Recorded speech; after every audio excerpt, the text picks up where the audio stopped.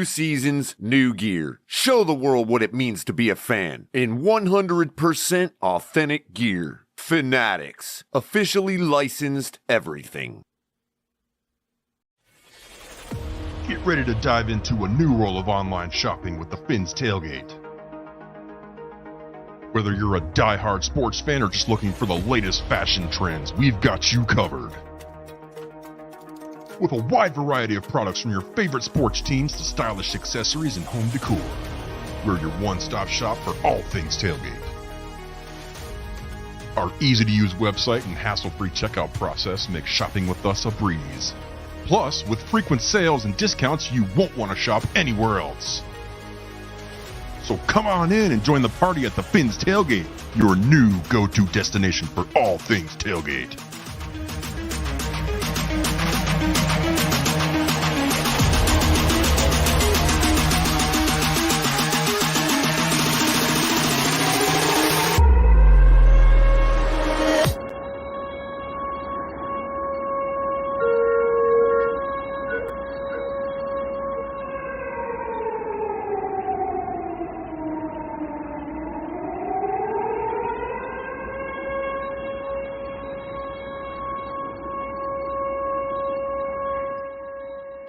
May we have your attention, please? This is a TFTG special announcement.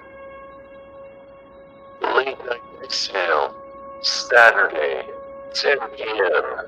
Be there.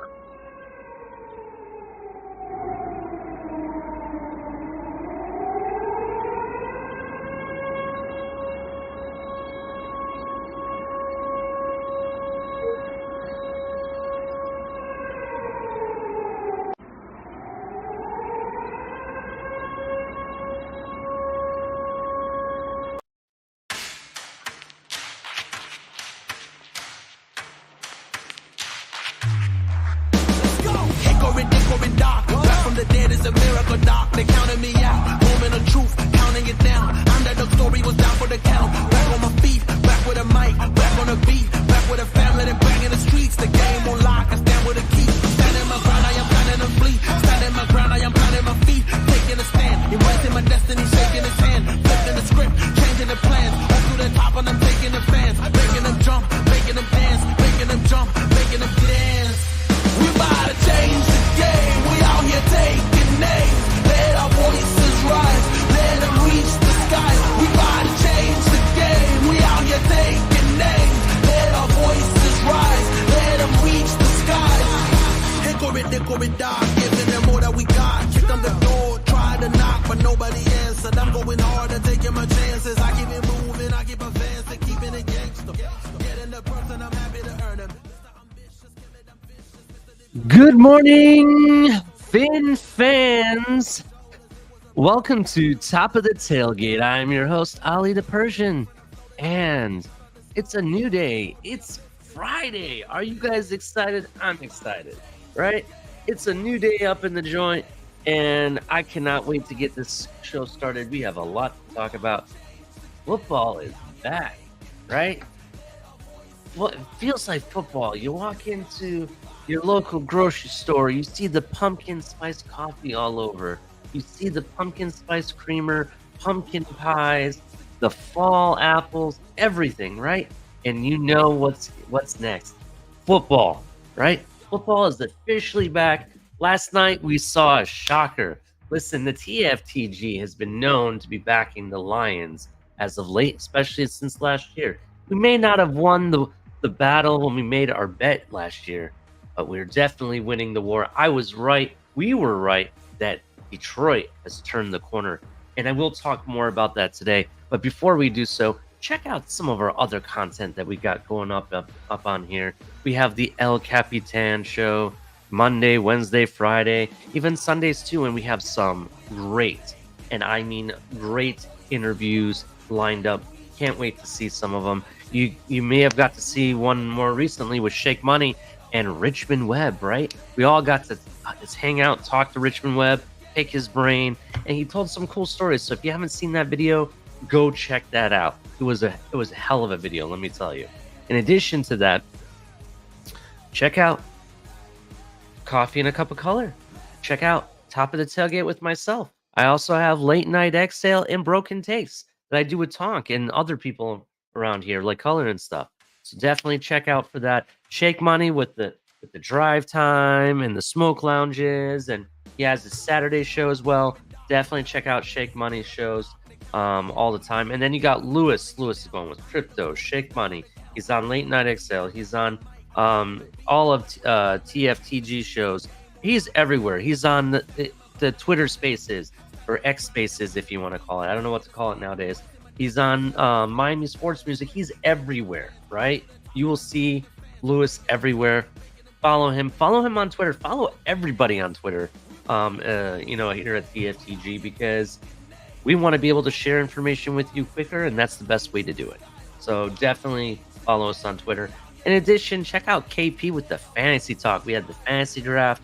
It was a hell of a crazy one a couple days ago. And then some other shows planned coming soon that I cannot wait for. It's going to definitely ruffle some feathers around here, let me tell you. And then we got Crypto Mondays and Thursdays, bringing the good talk about things we don't think about, like special teams and stuff. I cannot wait for that. And to top it off with the cherry on top, we got the OG Tonk. TMI Tuesdays is back. Can't wait to see his next episode. Right? So make sure you hit like and subscribe, like it says. And if you really, really like the content, shout out to our members. We got 3 different memberships you can join: Amigos, FinMily, and MVP. Right? You get exclusive content. You get exclusive emojis that you can use that you really can't find anywhere. It's because they were inspired by you guys, right? In addition to that, you get access to certain content faster. You get different levels of stuff depending on what level you are. So definitely check it out. It's really inexpensive. I think the lowest membership is like $2 or $3 a month. So definitely check that out. And if you really like the content but you don't want to become a member, that's fine. We do accept other ways to donate to the channel, such as Cash App, Venmo, super stickers, super chats. We work really hard to be able to provide this stuff to you. And let me tell you, people, it doesn't come free. So anytime you guys show any appreciation in that type of form, we really appreciate it. It keeps the content flowing, allows us to keep going in what we need to do, right? So we appreciate that. But while you're hanging out with us, let's give something back to you guys, right? You saw it earlier with the Fanatics. So shout out to our affiliates. Check out Fanatics. Officially licensed everything from t-shirts, the official draft hats that I always get every year, signed memorabilia, every sport you can think of. And now, just recently, the NFLPA and Fanatics, that's where you'll be able to get your official NFLPA football trading cards from the NFL. So that's where you'll be able to get it from Fanatics. They pulled away from Panini, just so you're aware. But they have everything there. They have great deals. Use our link below. It tells them that we sent you, and it helps the channel, gives us some credit. So we really appreciate that. Beyond that, the link is the same compared to going directly to their website. It's one thing that helps out the channel, keeps the content afloat. In addition to that, check out Backroom Collections. You want some awesome artwork. Let's say you and your wife are planning on remodeling the home and you want to have a nice man cave or a room dedicated to your favorite sport or whatever. Check out Backroom Collections. They got some really cool canvas artwork. They have various different customizations that they can do. And in addition to it, you can probably reach out to them and have them do custom work for you. They do some other sports as well. They also have accessories for those little mini helmets that everyone collects and gets signed. So maybe you're into that. You want to check that out as well. And if you need some energy to watch all this content we've been throwing at you lately, and there's even more, it's going to be a tidal wave, right? Check out Dubby Energy Drink. The link is below in the description. Dubby Energy Drink, it's all smash, no crash, right? But you don't get that jittering or crashing that you do with a lot of the other energy drinks out there. Has a lot less byproduct that is harmful to the body. And in addition to it, it has a lot more all-natural vitamins and minerals that are beneficial to the body and the brain and whatnot to help with concentration and focus. So definitely check that out. They have some various great flavors. If you don't take my word for it, check out Shake Money's show. He does reviews on this stuff. He has a video in the playlist that is dedicated to his review of and first experience to Dubby energy drink. So definitely check that out. And if you want to save 10% off with either Dubby or Backroom Collections, use code TFTG at checkout. All right. Ooh, well, it's top of the tailgate, and it has been heck of a show so far. We just got started. Let's keep it going. So last night, great game, right? Who expected the Lions to win? I thought the Lions would win. I knew it would be tough, and it was going to be a tough task. Let's be real. Mahomes is the number one quarterback in this league right now. He is what you would consider the greatest all time of the current active quarterbacks that are there, right? The guy just keeps getting better and better, and even if he misses one beat one year, he's right back at it the next year. The guy makes most amazing throws. He's elusive. Right when you think you got him, he's still throwing the ball. It's ridiculous, right? And at certain times, he didn't disappoint last night. What the biggest disappointment was, it wasn't Mahomes, right? It was the receiving on the Kansas City side. They need a receiver if their life depended on it, right? And Kadarius Toney, oh my God, that was the worst performance. Does he even belong in the NFL? No wonder the Giants were moving off of him and ready to trade him. I mean, they look like they got a steal. Think about this. They traded Kadarius Toney for a third-round pick, 2023 third-round pick, right? Then the Giants turned around and traded that pick for who? Darren Waller, star tight end of the Raiders, right? Darren Waller. So they came away with Darren Waller by trading Toney away. Oh my Lord, we know who won that trade. We definitely know who won that trade. Oh my God, it did not matter what Kadarius Toney did. He could not catch the ball with hands, with his body. He wasn't looking for it. It could hit him in the face and he wouldn't even know it, right? Even on a jet sweep, the guy lost 5 yards, right? It does not matter what this guy did last night. It was bad. I won't be surprised if they cut him, to be honest. That's how bad it was. Will he get cut? Probably not. I don't know. Maybe something's up. Who knows? All I'm saying, this is my reaction to last night. And I wasn't the only one. My phone was blowing up. Like, do you see this? I'm like, yeah, I've seen it. It's pretty bad. But one thing, another star of last night was the Detroit's defense, right? Detroit's defense. That defensive line was in Kansas City's backfield almost the whole night, right? That was really awesome to see.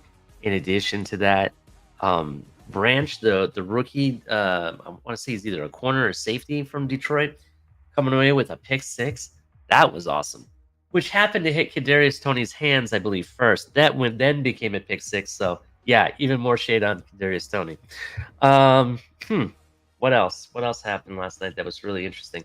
Oh yeah, so I forget who was interviewing George Goodell, but at the very end they make a slight comment about the script for tonight's game or whatever, and George is like, "Yeah, I got it right here.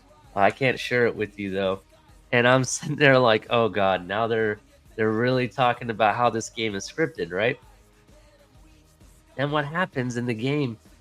The entire game, the right tackle of Kansas City could not get called for offside for a false start if his life depended on it. Depended on it. They showed video after video where he's taken off well before the ball is, and no flags are being thrown. They did not get this guy until the game was almost over. It was one of the last plays. They finally threw the flag on him. Finally. He did it all game, and I don't know what it was. Everybody on Twitter, everybody on social media is like, do you see this? Don Cliveman was talking about it. Everybody was. It was ridiculous. Yeah. So there was some crazy storylines that got created. Shout out to the Lions. I'm very proud of them. I'm glad to see that they're starting to turn around a corner. And we'll talk more about it, but I want to shout out to everybody in the chat. So make sure you guys hit like and subscribe. We're waiting on my co-host right now. That's fine. So shout out to everybody in the chat. Let's see who we got up in here. We got Brian's Brains. He wins the medal for number one person in the chat. We got Chef Drew in the house. Good morning, OG Ali and Color and everyone. Y'all doing the morning. Check your pulse. That's right. Fins up. Check your pulse. We got what? Today's Friday, right? So we got Saturday and we got Sunday's game day. We're just 2 full days away after today. Actually, not even 2 full days. Today and tomorrow. Those are 2 full days, and that's game day. I cannot wait. I cannot wait. It is going to be amazing. Heather Long, she's here every day. Let's see. Morning boys, hot cinnamon, spiced tea. Ooh, see, she knows what it's up. She knows what the fall. It's a hot cinnamon. You got cinnamon, pumpkin spice, football. It's football season. That's what this is. For me today, figured I'd tune in this morning. Fins up, baby. Ooh. I like it. Kevin Lee, what's up, Ali? Almost 48 hours till Miami football. Miami is officially ahead of Kansas City. That's right. We're undefeated, and Kansas City is not. Oh, my Lord. Did we get a head start? But I'm going to tell you guys this. Let me ask you guys this. Do you think what we saw today, or yesterday, last night, did that give video now is out there how to beat Kansas City, right? Not necessarily the receiving end, because let's be honest, those receivers catch those balls, this game may have ended differently, right? If Travis Kelce is there, this game may have ended differently. But there were certain things done throughout the game that I think that we need to point out. That offensive line was not performing against Detroit's defensive line, right? There's different things they did. They changed up the running game.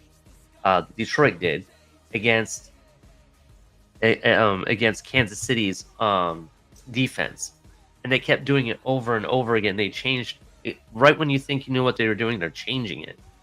I would take note of that. I would want to see what teams do now going forward, because did they expose a weakness in their defense in the sense of changing the direction or changing the play continuously, throwing them off? Is that something teams can do to, is Kansas City able to handle that? That's really what my question is going forward. So we're going to have to see what happens in the next Kansas City game. I'm going to be following it until we have to play them. It'll be interesting. It'll be interesting if Travis Kelce can play next week. Supposedly they're confident he can, but they did some type of exercises and brought him in. They put him in the pool, trying to see his mobility, and he couldn't do it. So we'll see. That hyperextended knee, that's kind of sad. What else we got up in here? Edward Loftus, how's it going? Newfoundland. Adam Sadowski, Delusional Patriots fan. Delusional Patriots fan says expected the Lions to win, but also expected their offense to look better. Yeah, the running game showed flashes. Montgomery was consistently getting forward. He was getting 5 yards or more. I expected a little bit better from Jahmyr Gibbs. He had 2 plays that were really key. I think they needed to go to I think they need to set up more of Amon St. Brown a little bit more. But do understand, I believe one of Detroit's star wide receivers, what's his name? Wilson or Williams or something, I forget his name, is suspended for the first 6 games. And I want to say another receiver is suspended also, either for more games or what. But I did say that I felt they needed receivers. So we'll see what happens. Yeah. Marvin Jones Jr. also had a drop that I didn't really like at all. I thought he could at least been consistent. They were kind of inconsistent. I agree with it. The receivers in this game just weren't outside of the Amon St. Brown touchdown, that they were the weakest link in this entire game on both sides, for both teams. I agree. Jags Junkie AFC is now open for Jags to take over. Okay. All right. There. Hey, I got you guys as a playoff contender, and maybe I think you guys could win a playoff game or two. It'd be interesting. Aquavision, how's it going? Make sure you guys hit like and subscribe. We have a good show planned for today. I know Color's running a little bit behind. That's fine. We're going to continue with this show and keep it going. So let's start off with we'll start off with cause for cleats, right? I usually do coffee first, but we'll start off with cause for cleats. I kind of want to leave coffee for when Color's here. I like to talk about that with him anyway. So cause for cleats. Today's cause for cleats, just so you're aware, is thumbsupmission.org. Thumbsupmission.org. Their mission is to fortify families where a parent or child is fighting cancer. Their focus is to battle fear by infusing hope, inspiring laughter, instilling a eternal perspective in each family we serve. We accomplish that by hosting weekend retreats at kid-friendly resort properties for 70 to 90 cancer families at a time. Our guest families are entertained, inspired, befriended by our volunteers. They leave the weekend retreat with an abundance of fresh hope for the battle. And then, if you want to know more about their story, you can go to thumbsupmission.org. Just so you know a little bit about their story. At the age of 16, a bizarre seizure came on suddenly while Keaton was at church with his family. Other than the occasional stomach virus or cold, Keaton had always been incredibly healthy. The diagnosis felt agonizing when slow in coming, but when it was confirmed as brain cancer, the family looked in vain for the returns and exchange counter. The next 2 years were a blur of medical activity both at Children's Healthcare of Atlanta, Scottish Rite, and Johns Hopkins in Baltimore. During those 2 years, it became clear that God had graced the Coker family and the Gainesville community with someone extraordinary. Keaton was seen in different light. He brought light to every dark corner that cancer tried to produce. The light shines in darkness, and the darkness has not overcome it. John 1:5.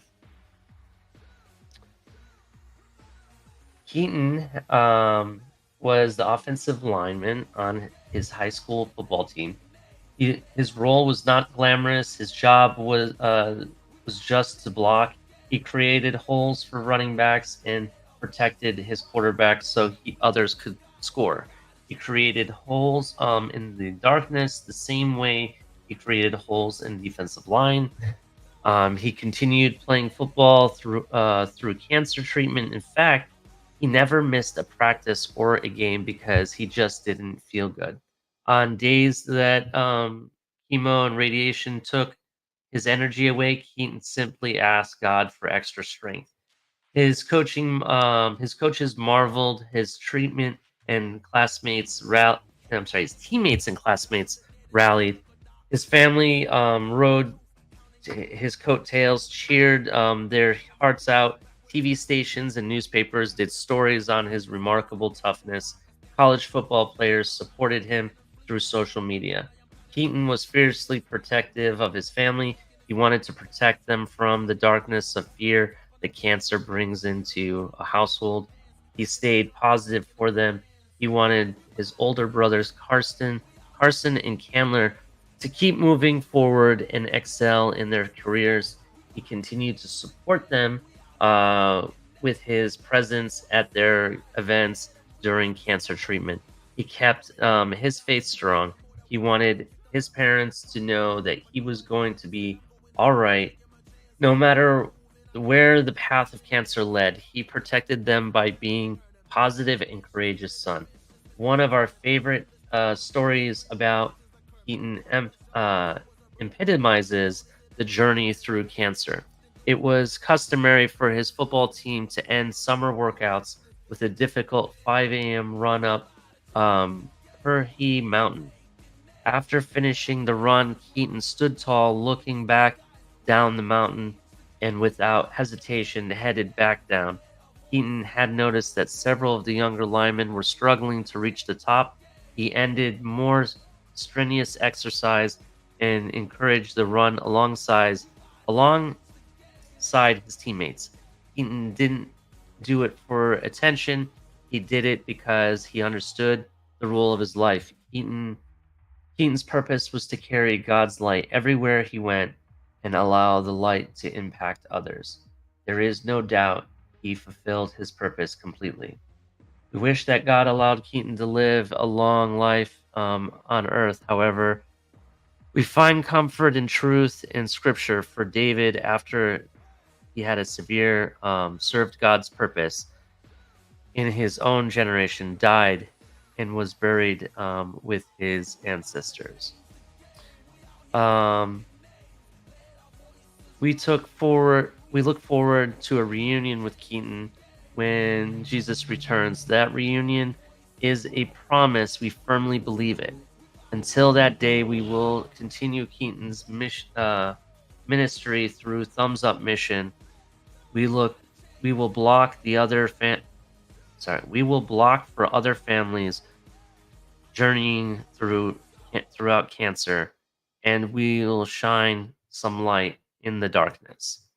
Kind of a very touching story about how the Thumbs Up Mission started, and the fact that you saw someone endure so much and still gave back to his family, friends, his teammates, and didn't matter what he was going through, chemo or not, treatment or not, pain or sickness or not, he was still there. That's really inspiring, I must say. Basically, if you want to know more about the Thumbs Up program, what they do, how to donate, how to be a part of their program, or how to refer someone to their program, or about their retreats and whatnot, go to thumbsupmission.org. And as I've said every time in any of our shows, we're not affiliated with any of these organizations or charities that we bring to light or causes. We are just here to pass on the word that they exist. Maybe somebody in our community can take advantage or wants to know more about them. So that's the only reason why we're sharing it. All right.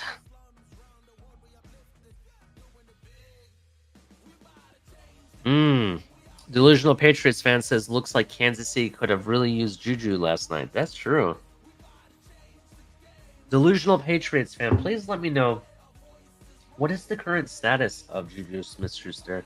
I know I've read reports that supposedly he has there's really concern regarding his knee.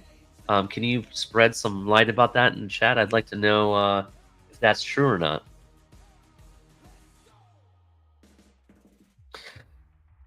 Yeah, Kevin Lee, they did actually mention that. In fact, I think one of the commentators made a mistake because they were talking about having a weapon, and they were talking about, the guy goes, yeah, they're missing Tyreek Hill and Travis Kelce, and still, even 1 year, off away from the team, they're still mentioning Tyreek Hill when it comes to Kansas City. I think that's funny.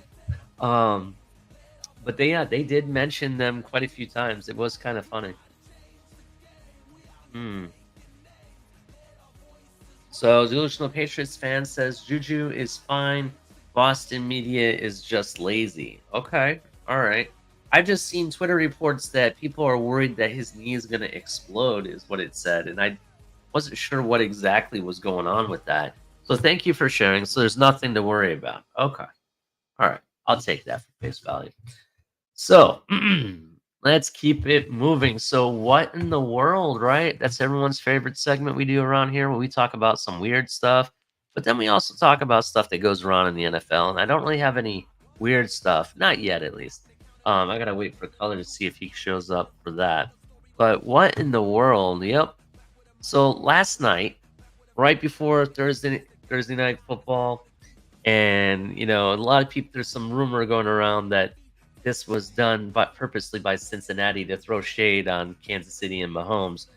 But you guessed it. Cincinnati, a record deal per Adam Schefter. Joe Burrow has reached an agreement with Bengals on a 5-year, $275 million extension that includes $219 million, 0.01 million, I'm sorry, guaranteed, and makes him the highest paid player in NFL history. And I have seen so many players become the highest paid player in the NFL over and over again this year. Since January, I think it's happened over and over. It's ridiculous, right? Even look at this. One day after Nick Bosa becomes the highest paid defensive player in NFL history with 5-year, $170 million extension, Joe Burrow's like, here, man, hold my cigar. I'll be right back. Comes away with $275 million deal, right? Supposedly, and they have the same agency, WME Sports negotiated both deals, meaning $445 million worth of contracts. That is amazing, right? So shout out to Nick Bosa and Joe Burrow. But damn, look at this. Joe Burrow is now the 4th quarterback this offseason to sign a market resetting contract extension. I wasn't kidding. You had Lamar Jackson, $260 million. Jalen Hurts, 5 years, $255 million. Justin Herbert signed $262.5 million. And now Joe Burrow, 5 years, $275 million. Holy crap. Right? That is a lot of money. Shout out to them. Joe Burrow, if you didn't know, we all believe that Mahomes is arguably the best in the league right now. In my ranking, I have Joe Burrow as number 2. Sorry, Buffalo fans. Your quarterback, I honestly think, is not rated, in my opinion, but he is in my top 10, just nowhere in the top 5. But he's my number 2. You think about it, the guy's been to 2 AFC championships and a Super Bowl. That's one feat. Super Bowl right there is one feat that Josh Allen has not seen and probably won't see. So that being said, that's why Joe Burrow is my number 2 in this. I actually, I'm. It'll be very interesting what happens. Tua showed me a lot last season. I definitely had him in my top 10, and I want to see him capitalize that, because I think that this is the year that he could squeak into that top 5 area, to be honest. So we'll see. We'll see what happens. I have nothing but, what's the word I'm looking for? Nothing but I have faith. That's the right word. I definitely have faith that my quarterback can get it done.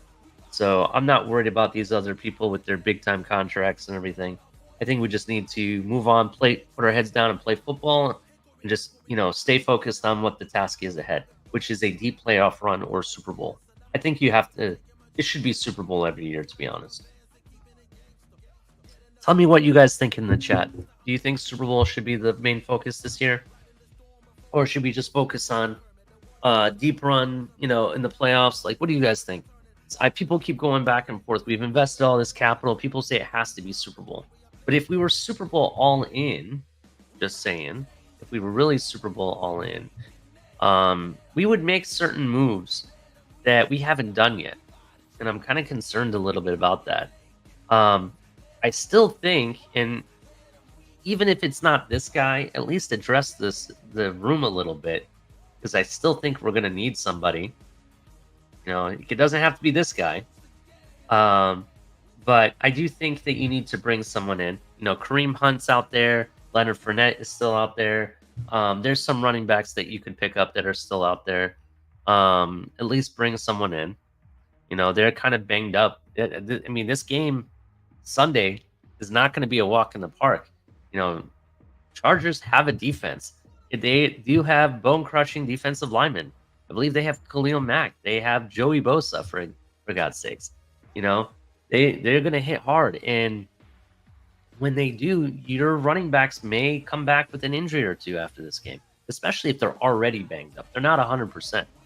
So that's why I think you need to address this situation. I also thought that they would address the defensive line, specifically bring in a nose tackle, like Akeem Hicks or somebody like that. Bring someone like that in, you know? They haven't done that yet, and I don't know why. These were moves that the Eagles made when they went on their Super Bowl run. They addressed positions that, yeah, they had guys, but they addressed positions in that they could build depth off of. They brought in defensive tackles. They brought in a running back. You know, they signed players that they already signed earlier. And what was that doing? That was building depth for the whole long haul. And we have depth now at certain positions, but there's still positions I'm not comfortable with. And you shouldn't be comfortable. And it'll be interesting to see what Miami does after this first week. But I have a feeling we might be trade deadline players. So, well, stay tuned. We'll see what happens. I just wish they were more all in than what they say they are. That's where I'm at. So let's get the likes up, people. I got 20 people watching currently. Make sure you hit the like button. I'd appreciate it.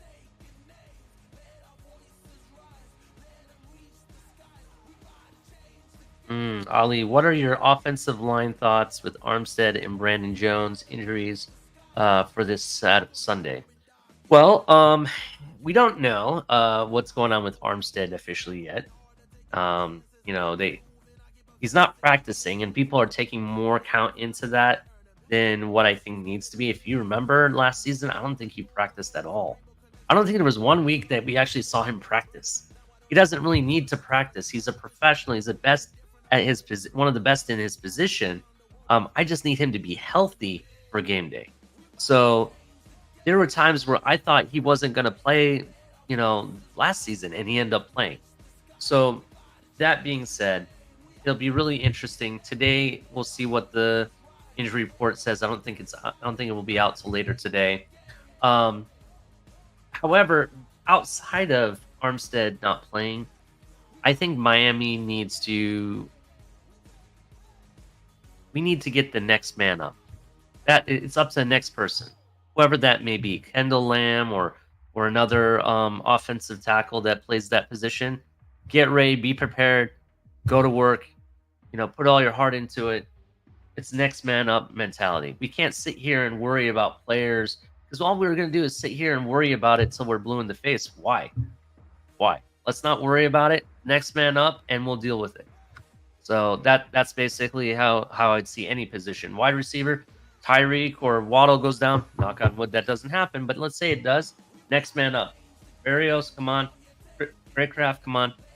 We just got to go to work. Don't worry about it. We can worry about it after the season, right?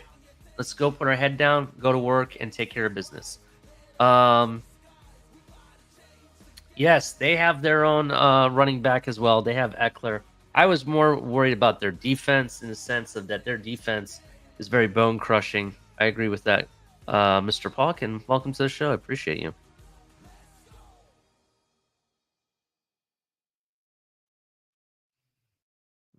Yeah, but like I said, Mark, he didn't practice.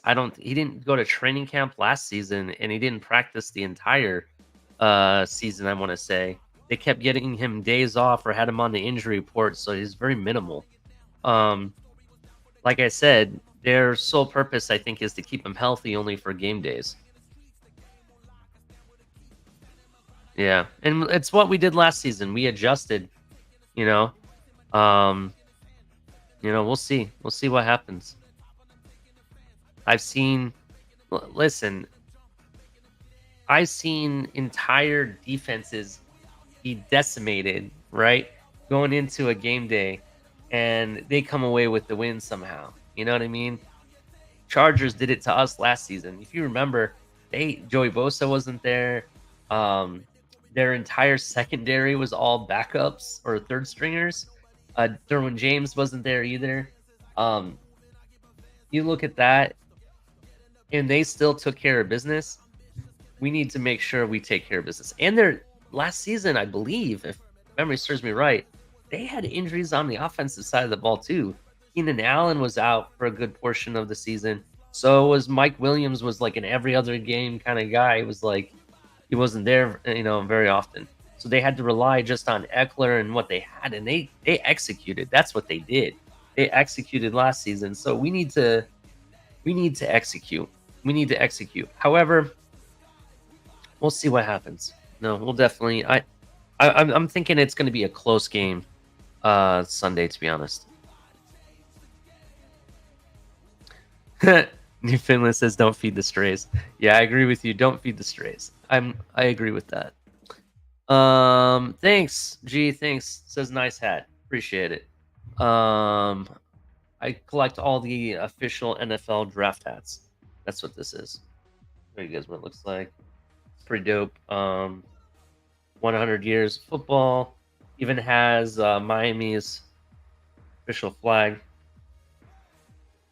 in the inside.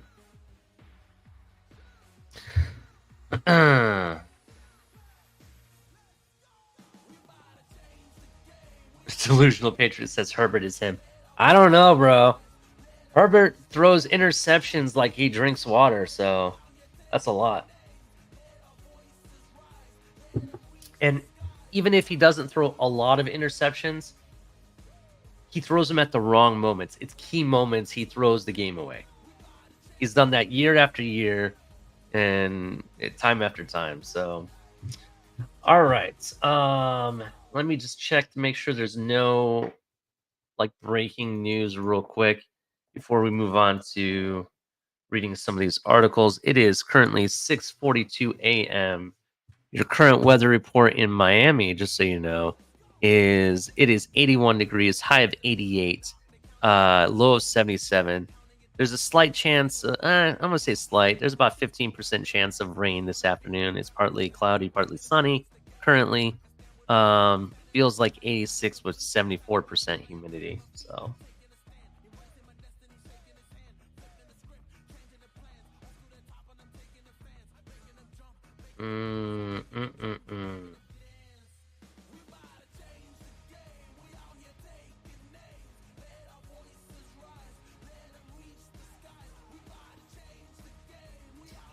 let's see here.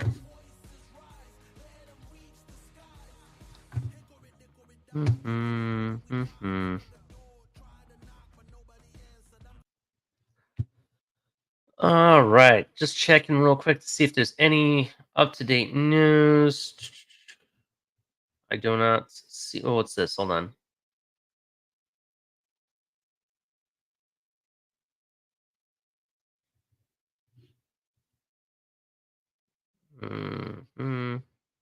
Okay, I already read that.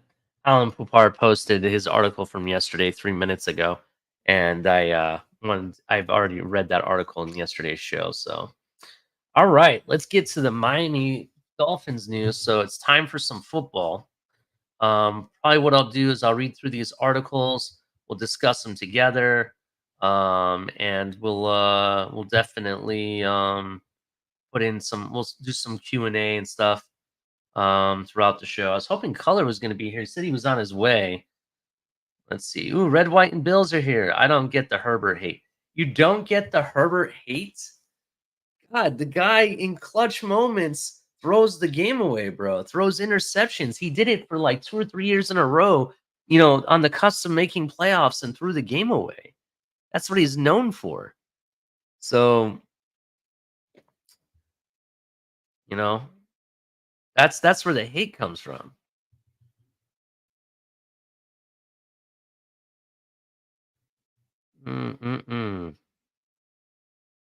He's like mini Josh Allen. No. Listen, I'm a Bills hater. I hate the Bills with the best of them, to be honest. But I personally rate Josh Allen better than Herbert, to be honest. So we'll see. We'll see what's up. We'll see what happens Sunday. Let's get on with these articles. I want to talk about them, and I want to get going with the show. So it's time for some football. Let's get on to this. So, the Miami Dolphins, and we will, let's see, where should we start? We'll start here. McDaniel gets second chance to prove genius rep is valid. Dolphins never fixed the issues that led to the 5-game December losing streak. Sunday's game against the Chargers gives Mike McDaniel a do-over against a team that contains Miami's offense. Mike McDaniel is too busy to try to be the funniest person in the room to worry about being the smartest one in it, and I'm personally find that approach refreshing. I've dealt with too many football coaches who unnecessarily labored to prove just how smart they are, and that act gets old. So, and just so you know, this article is by Omar Kelly. He put it out about 16 years ago, 16 hours ago. Wow, can't even speak this morning. I've dealt with too many football coaches who unnecessarily labored to prove just how smart they are, and that act gets old. So the fact that Miami Dolphins Yale educated head coach refuses to play I'm smarter than you game is encouraging and deserving of recognition even when his punchlines fizzle. But a little intellectual smudges might be beneficial as we approach the season opener against Los Angeles Chargers on Sunday because McDaniel hasn't proven he's worthy of the genius label. So many fans, the NFL insiders, and journalists attached to his name based on performance of the 2022 Dolphins. This is true. We do call him a genius. We've heard it said over and over again. We have bought into that, but has he proved it? Certain situations he has, but the offensive line and the offensive line woes, I don't know. We'll see. Let's keep it going. So remember, the 2022 team limped into the playoffs after being TKO'd in December, losing 5 straight games. Over the years, I've learned to not judge a head coach until you see how he handles himself during a crisis period. How quickly can his coaching, leadership, game planning, innovation, strategy connection with his locker room and a tailspin that might unravel a season? I'd argue that the Dolphins, which began last season 8-3, never exactly stopped the bleeding during the 5-game losing skid that surfaced in December, a period where Miami lost games to 3 playoff bound teams. The San Francisco 49ers, who are coached by the son of Kyle Shanahan, of McDaniel's coaching mentor, Mike Shanahan. I'm sorry, the son, Kyle Shanahan, of Mike McDaniel's coaching mentor, Mike Shanahan, roughed up the Dolphins in a 33-17 victory, which was a physical mismatch of football teams.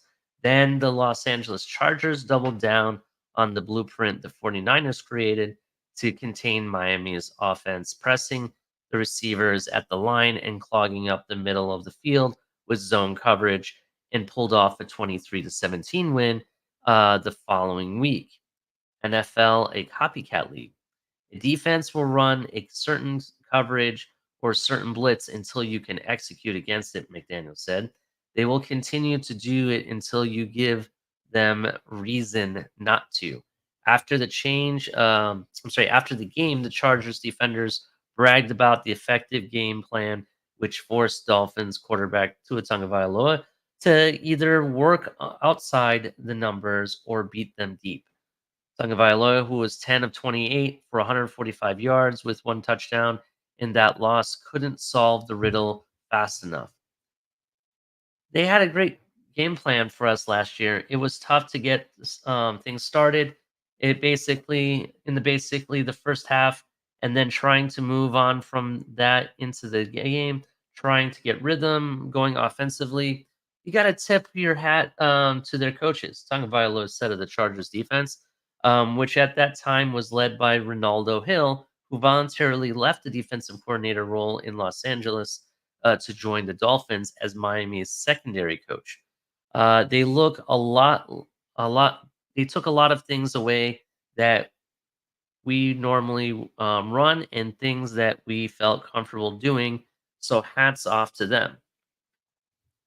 because of NFL's copycat league, every team that followed the 49ers and Chargers worked off similar blueprints, and whether that contributed to Miami's 5 straight losses can be debated for a lifetime. Dolphins have a big opportunity. A concussion Tagovailoa suffered in 26-20 loss to the Green Bay Packers during the fourth game of the 5-game losing skid obviously didn't help. But the fact Miami earned a playoff berth by beating Joe Flacco-led Jets team 11-6 with Skylar Thompson as a starter because of injuries that sidelined Tagovailoa and Teddy Bridgewater, then lost to Buffalo 34-31 in the playoffs, didn't prove the crisis had been resolved. The game Sunday, the season opener for both these playoff teams, provides that McDaniel and his Dolphins that opportunity. McDaniel needs to prove that he's got the answers to the quiz he failed 9 months ago. It wasn't cool to experience a firsthand, but from a coach's perspective, I told Brandon Staley after the game it was so impressive, McDaniel said, recalling that Chargers loss. It just tells a lot about that team, and they didn't blink, and they came out to challenge us. They did. We'll soon learn if the Dolphins have a witty comeback. Interesting. So, is the NFL a copycat league? Did we put tape out there where teams could just continuously use the same scheme against us? Will McDaniel overcome that scheme? Does he have all the answers to the quiz, as it said? Those are the questions we need to find out. McDaniel has gone on quote saying recently that they have a year of tape on us now, so they can't just be complacent and okay with where they're at. They need to change things up. We saw Detroit do that against Kansas City. They continuously change things up. Right when you think you know where they were going, they weren't. They went in different directions. They did different things with the ball continuously. They didn't go back to the same thing over and over again. That's kind of what helped them. Even though the offense wasn't performing like as well as they did last season, because I expected them to be, as good, as offense as they had. The direction of the plays being called and how they were running the ball and where the ball was moving continuously changed. Each play was different from the next. So it was very hard to read what they were doing. And I think that played into their win. And I think Miami needs to look at maybe going into some of these games doing that to keep people off of your trail of understanding, how to beat your team. So Shake Money, man. If you got time, come on up, man. Come on up. I see you here. Good morning, sir. Herbert reminds me of Tony Romo, former Cowboys quarterback. Damn. Kind of does a little bit. Like he's so good, and then even when he got to the playoffs, he fizzles out. I could see that. I can see the correlation.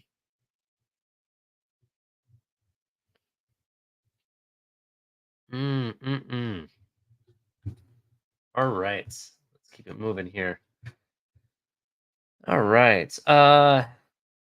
Let's go on to the next one. So Mark wanted to bring up injuries. Let's talk about it. This is by Alan Pupar. Dolphins Chargers second injury update. There was only one change to the Miami Dolphins injury report Thursday, but it was a positive one, a very positive one.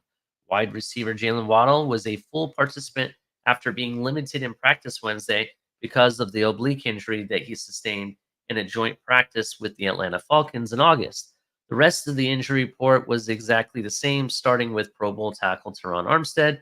Unfortunately, that means he didn't practice because of the back, ankle, or knee injury. Armstead, again, was one of the 11 players listed on the injury report with some kind of issue, although 6 of them were fully participants nonetheless. The only player other than Armstead who didn't practice Thursday was the case Wednesday was defensive back Elijah Campbell, who sustained a knee injury in the preseason finale against the Jacksonville Jaguars. With Waddle now a full participant, corner Justin Bethel knee and tight end Julian Hill ankle were the only players listed as limited Thursday. The other 6 players on the injury report were Devon A-Chain, Salvin Ahmed, Raekwon Davis, Liam Eichenberg, Brandon Jones, and offensive line Connor Williams. What do we have here? Let me play this man his due. Color, what is up, buddy? How you doing? Pretty good, Ali. Sorry about that. Man, long night. Yeah, I understand. It's a long night. We watched the Lions take care of business. Were you partying with the Lions fans? Is that what you were doing? No. Just couldn't get back to sleep. I actually I get slept through half of it. I know. I talked to you right as it ended because I was like, dang, they finally turned the corner. I don't Then know, when I man. talked to you about an hour ago, I shut my eyes back down, and then like like when I dozed off, I was dreaming about like that I was participating in the show, so it like worsened the problem. You know what I mean? My brain didn't have any reason to wake up. Oh, that's some funny stuff. But yeah, man, we're reading an article by Alan Pupar right now about the injury. Alrighty. Well, don't let me interrupt. Yeah, let me just finish that. When I finish this article, I need you to cover just for a few minutes. I gotta take care of something real quick, and I'll come right back. So let's finish this. So Chargers injury report. The Chargers also had one change to their injury report, but theirs was a downgrade and involved outside linebacker Chris Rumpf, second, who didn't practice Thursday after being limited Wednesday. Again, there were only 2 names on the injury report. The other side being rookie linebacker Dean Henley, a 3rd-round pick from Washington State, who again didn't practice. As a reminder, the Dolphins' 11 players on their first injury report tops the 10 they had their 2022 season opener against New England, and even that included 2 players who were limited as vet rest days, Armstead and Melvin Ingram. Well, Melvin Ingram is still a free agent. I just want to put that out there. Is he a guy we could bring in? There are people we could bring in very easily, over the next, week or so. We could sign people to veteran minimums here and there. But I honestly think we need to really look at that, as we head into some of these games. Color, hold it down for me just for about 2 minutes. I shall do that. We can wake up together, ladies and gentlemen. How you doing, Mr. Paul? I see you in there. Nobody wanting to answer you. B. McD, how's it going, man? Red, White, and Bills. Mark, Joe Levesque, how y'all doing? Timothy Webb, I see y'all. Man, Newfoundland. How do y'all wake up every morning like this? It's tough. I gotta sneeze. Hold on just a moment. Nope, didn't happen. I'm in that in-between spot. It wants to sneeze, but it don't want to sneeze. All right, so I'm not going to sneeze. So, yeah, I had started the day yesterday pretty early with an airport ride, y'all remember. And it took me about 2 hours to get home because I had to hit every school zone on the way home. Boy, it got to be a nightmare on the roads yesterday. Speaking of, my daily reminder. Make sure you're not tailing people. Obey the school zone traffic rules and don't hit any children. But anyways, how'd you like that game last night? Isn't that some interesting stuff? Kind of felt like the Lions were going to pull that out, and looks like they did. Couldn't believe it. 1 point. Of course, it ruined my parlay. I had them going over on the score, but well, you win some, you lose some. But that team's looking like they're finally getting together up there. Beat a good solid team. Yeah, I get it. They're missing their star tight end and a couple other players, but yeah, you go into with what you go in with, and you still got to beat the Super Bowl champs. So they did, and good job for them. Good job for Dan Campbell. We all love him around here. Good morning, Shake Money. How you doing? Let's see.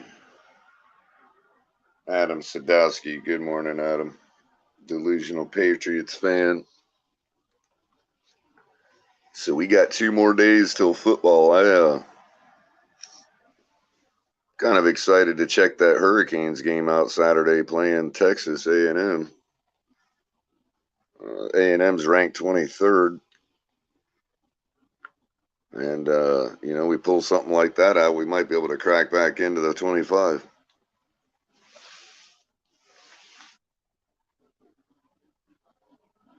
So anyway, how's everybody doing this morning? Give me something to look at. Give me something to talk about. What are we talking about as far as Dolphins today? Injury report. I noticed we have a lot of injuries. That's starting to get a little alarming starting the year again with that many on the injury report. Not for me, Color. I think we're just going to continue to roll this out as we do every year. Last year, we had one less person than we did this year. What's one extra person going to be? And everybody that thinks that Armstead not practicing is such a big deal. Okay, I understand your premise. Any player not practicing it is an issue. However, this is a guy that didn't practice, I want to say, the entire season last season. And they didn't need him to. They just needed him to be healthy for game days. That's it. You know what I mean? So that being said, we'll see what happens. But I'm with what Lewis has been, has said in chats and privately and whatnot. It's next man up mentality. I don't care who's down. Next guy up, get up and do your job. That's basically absolutely. Down and go to work. That's basically where I'm at with it. Caller, before we continue on to the next article, I actually saved. Let me pull up the banner. Coffee of the week. I saved it for you. So when you came up. Cool. Yeah, I heard. Do tell. Do tell. Are you drinking coffee currently? I have not fired it up yet. I was just about to, but it will be McCafe once again. Oh, okay. Well, I got something special today I'm drinking, and that's Don Francisco's Coffee Family Reserve Kona blend. And if you don't know what Kona is, and this is something I had to research, Kona coffee is the market name for coffee cultivated on the slopes of, and I apologize if I don't say this correctly, Hualali and Mauna Loa in North and South Kona districts of the Big Island of Hawaii. Mauna Loa, yeah. And so shout out to all of our Samoan players and Tua Tagovailoa and whatnot. It is one of the most expensive coffees in the world. So you're aware of that. Only coffee from Kona districts can be described as Kona. The weather of sunny mornings, cloudy or rain in the afternoon, little wind and mild nights combined with the porous, mineral-rich volcanic soil create a favorable coffee growing conditions. The loan word for coffee in Hawaii language is kope, pronounced cope. So, the coffee plant was brought to the Kona district in 1828 by Samuel Reverend Ruggles. Best otherwise this guy right here. And let me bring his this guy. So this is the guy that brought the Kona coffee to the island, just so you're aware. I mean, I'm not gonna lie, Color. He kind of looks like you with a big white beard, to be honest. Big white beard? Yeah. I don't have any beard.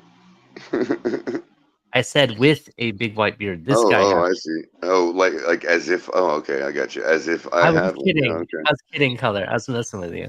Yeah. But no, this guy Samuel Ruggles actually has a big white beard. He has like that classic kind of like Amish kind of look, kind of beard. Yeah, I call that SOWG beard. SOWG beard? Is that what it's called? Some old white guy. Some I love it. I love it. That's funny.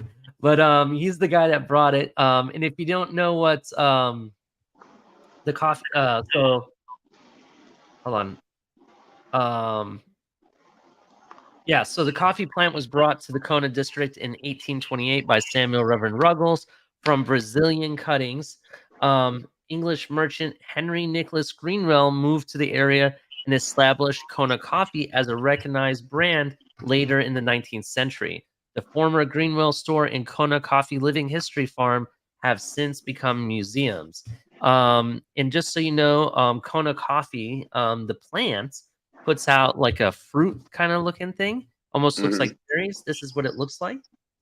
Wow, interesting. Yeah, this is what it looks like. It's Just an so you're ugly aware. plant otherwise. An ugly plant. It kind of is, Just except the saying, fruit yeah. looks kind of interesting. Mhm. So I'll say that. And it also says that in other parts of the Hawaiian islands, it was grown on large plantations. Let's see.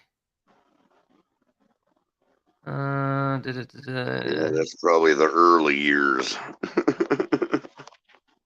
Yeah, I'm just reading to see what other information I can find out that's useful. If you go, you can look up Kona coffee. There's tons of history, but more about Don Francisco's. And you can go to Don Francisco, Cisco's coffee. I'm sorry, donfranciscos.com. They're a family company. And in the summer of 1870, our families.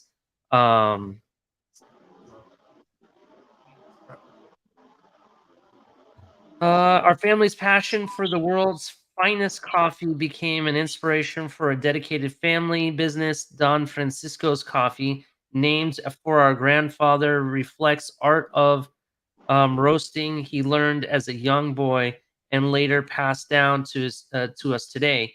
We continue to honor the legacy, sourcing the world's best beans and roasting them to perfection. If you go there, there's tons of history about Don Francisco and their history of their coffee and everything. Their origins actually come from Cuba, just so you're aware. So for over 150 years, they've been cultivating this Was passion. that Don Francisco? No, I'm just kidding.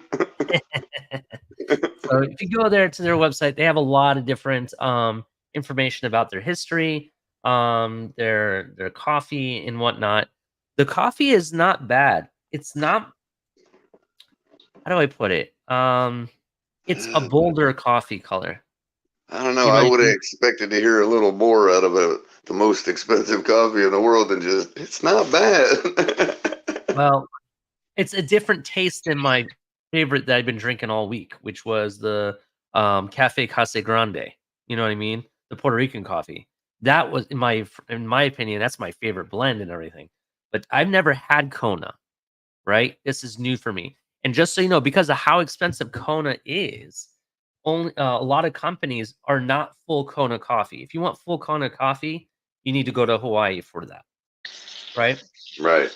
So it's like Um, the they use coffee version of cognac or champagne. Yeah, they use a minimum percentage, which is usually 10% only, to provide it a Kona blend. That's what it's called. So there's only 10% Kona in this. And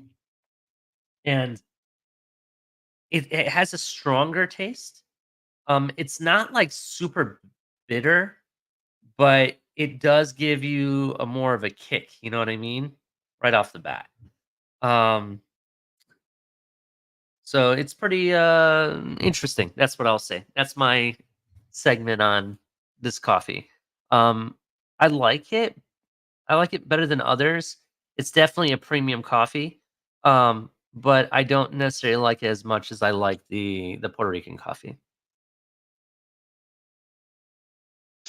All right. Well, Don Francisco, I mean, do better, bro. What can I say? No, it's just it maybe not for me. Maybe I'm just not used to it. Maybe I got to give it the rest of the week and see how I like Right. it. Well, yeah, I you might may, be- because I noticed that too. 1 cup. Sometimes after 3 or 4, you notice some different tones that you end up liking a lot. Okay, Listen, being into coffee and drinking coffee, you're not meant to like every brand and every blend out there. You know what I mean? There's gonna be blends we don't like. This one is just for being a Kona blend and being the most expensive coffee that's out there. It's like it's kind of underwhelming. And granted, this isn't full Kona, so it's not like I paid like outrageous amount. It's just not as great as I thought it would be. You know what I mean?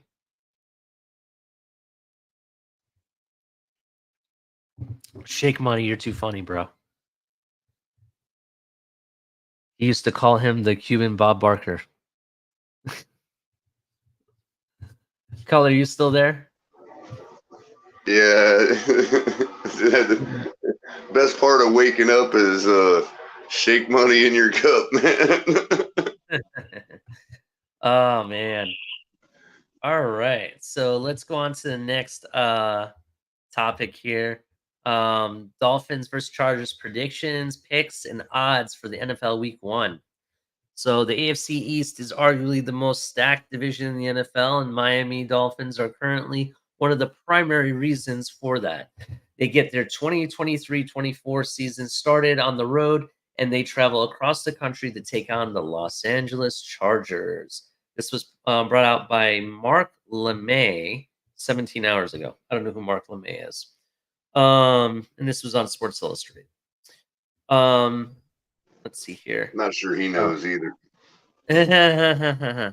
Both teams are expected to be postseason bound this year, so we're expecting a great matchup with a thrilling contest set for Week 1. We've provided our best Dolphins versus Chargers predictions and how to use it. Also claim a $1,500 BetMGM Sportsbook welcome offer. Wow. Okay. Dolphins versus Chargers prediction: Miami +3 is minus 115 at BetMGM Sportsbook. It gives you the link to a chance to win a 1,500 worth bonus bets. So shout out to him, I guess. The Dolphins versus Chargers predictions for an NFL Week 1 on Sunday. With the Dolphins' explosive offense and underrated defense, we expect them to be favorites more often than not. The the Buffalo Bills matchups will certainly be the toughest of the year, but Week 1 against the Chargers should be closer to a pick'em, in our opinion. Miami does have to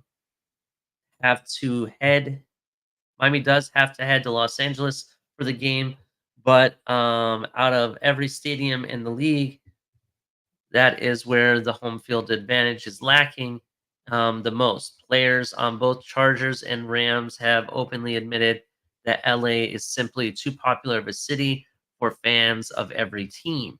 With the factor nullified right from the jump, that leads into our Dolphins versus Chargers predictions, backing Miami on the road. This is true. I have heard that Los Angeles is a hard place for teams to have control of a fan base, or having the controlling fan base, I should say. It is a goulash of many different people, backgrounds, ethnicities, and races and whatnot, and everybody is from somewhere. And there's a large Dolphin following in California, let alone in Los Angeles. So it is very hard to claim stake to the home field advantage. What do you think of that? Yeah, I agree. Couple that with the second football team. I mean, there's just too many other things to do in Los Angeles. It's a little bit part of what we suffer from down here. With that. This is true. People have stated that the Rams Super Bowl win with their Super Bowl parade was kind of underwhelming. I'd have to agree to that. It was kind of underwhelming. In fact, people said that you saw a lot of fans, but they were primarily NFL fans. Do you agree with that assessment, or what do you think?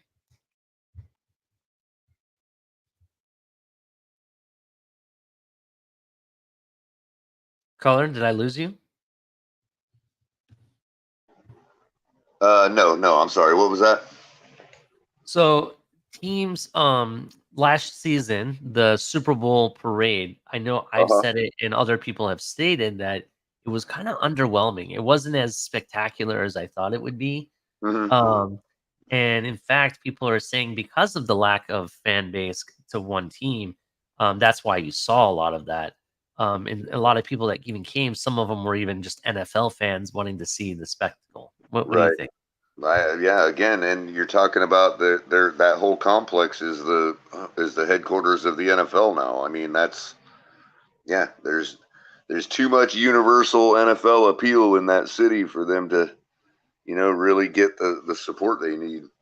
Yeah, but to be honest though, if you're gonna have like the NFL headquarters there, right, and it's their full complex or whatever, it's best to be in a city that is a goulash of different fan bases than Right. being because then it looks like they're supporting one team primarily. You Well, know what I sure. mean? Sure. I'm not. Yeah. Yeah, I don't disagree with them. Putting Yeah. it there and all that. I'm putting that perspective out there because if you Yeah. think about it, it's like, oh, okay, kind of It's makes just sense. it's the side Yeah. effect of that. I mean, you're in a Yeah. place that some people don't even consider part of the United States. Yeah, I uh, understand. but yeah, it is what it is. It's probably worse off for the Chargers because they're the stepchild too.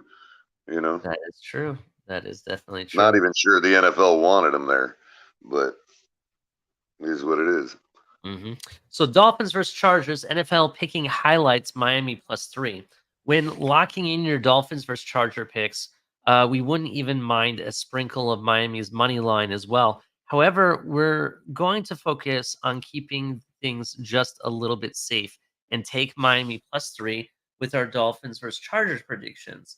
If there's any team that Miami can exploit with their wide receiver duo, it's the Los Angeles Chargers. LA head coach Brandon Staley have become notorious for not being concerned with defense. And while it's primarily the run game where they lack the most, they don't have elite pass coverage either. That's great news for arguably the fastest wide receiver duo in NFL in Tyreek Hill and Jalen Waddle. No more in the greatness of Eric Waddle leading the Chargers. I'm sorry, Eric Weddle leading the Chargers secondary. They lack much pass rushing help outside of Joey Bosa, and admittedly, LA does have an explosive offense themselves, but keeping pace with the Dolphins is a tall task.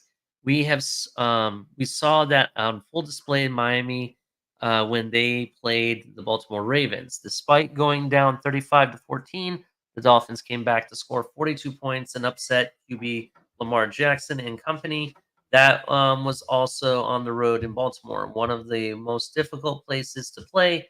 That type of win demonstrates how speed of Hill and Waddle can be kept in check for a quarter or two, but come the fourth quarter, it becomes overwhelming. With the Chargers' ability to put up points themselves, we'll likely see a shootout, so we wouldn't fault anyone for adding the over 51 points for the Dolphins versus Charger picks, as well as however the best bet from our Dolphins versus Chargers predictions is on Miami +3. How to bet the Dolphins 3 and bet MGM and get up to 1,500 back on your first bets. And it goes on to talk about betting, which I'm not going to get into too much. I just liked some of the storyline information we got to see.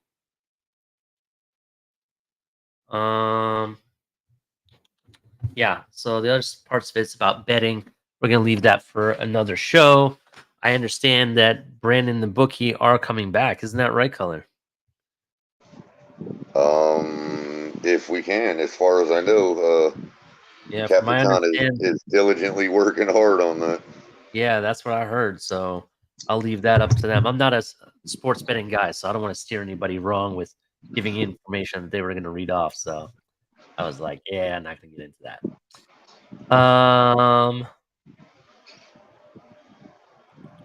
Let's see. We'll cap it off with this last article, and then we'll open it up to Q&A, and we'll just talk about our thoughts about the NFL season, our final predictions for Sunday.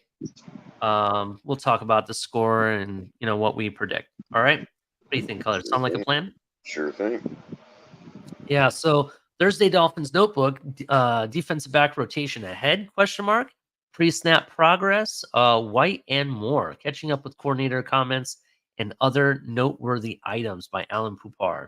3 days before the start of the regular season, Miami Dolphin coaches insist they have some undermined key roles on offense and defense, along with head coach Mike McDaniel and now offensive coordinator Frank Smith. Hold on, what is he saying here? One moment. God, these guys really, come on. These guys really need to start writing their own articles again, man.